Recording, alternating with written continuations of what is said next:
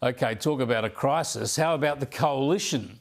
Well, I should call them the opposition, really, because the term coalition seems a little ironic at the moment. They're more like a disassociation than a coalition. They're more like a rabble than a coalition. But then again, that means they're not really forming much of an opposition either. No wonder they're in strife. They're not living up to their name or their role.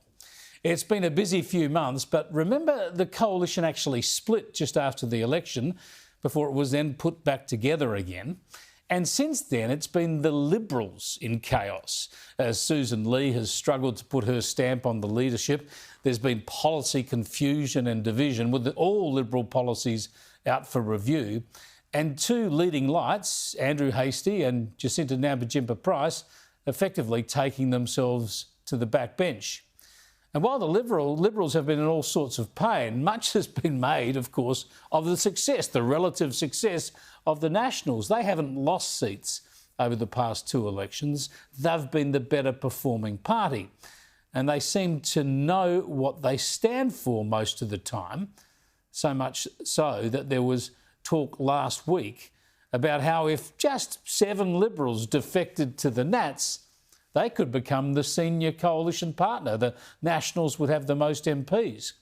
Now, that turned out to be a bit of pride before the fall, because now the Nationals are in turmoil. In the past 24 hours, the former Nationals leader, former Deputy Prime Minister, and no doubt the most popular and well-known Nationals politician across the country, Barnaby Joyce, has announced he's quitting the party.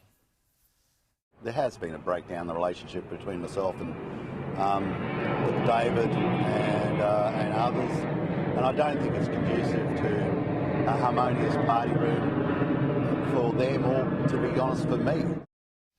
And the word on the street is that Barnaby will switch to Pauline Hanson's One Nation and at the next election run for the Senate. I haven't even resigned from the National Party, so let's just... Let's go about this slowly. I spoke to Pauline about a month and a half ago, just because I was in Parliament House, said g'day, nothing wrong with that. And because I keep on hearing these stories, I decided to remove the middleman and give her a call myself last night, where I spoke to her for about 5 or 10 minutes. There you go. And no, I'm not going to tell you what we spoke about, but there was a few laughs. Look, Barnaby's political career has been a bit of a soap opera since the day he started in Canberra, so in many ways this is more of the same, except that he's always been a Nat. He's always helped to keep National supporters locked in behind the party. And now he's moving on.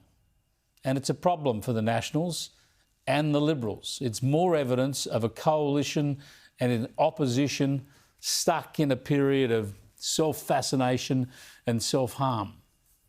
It's up to him in terms of where he wants to go next. We've made it very clear he's welcome. We're going to have some policy discussions that I thought he would probably want to be part of in the near future. So it's a decision for Barnaby. The ball's in his court. I did give Barnaby a call because, we've been colleagues in Parliament for a long time. Always very careful when it's a matter between the Nationals and the Liberals to stay carefully in my lane and not give gratuitous advice across the coalition divide. Barnaby has always been a selfish politics. Now, I know all politicians can be selfish in their own interests, but he's especially so. He's not a team player.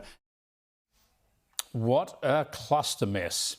This comes as the Liberal leader was out today trying to argue the case on policy. We will have personal income tax cuts at the next election.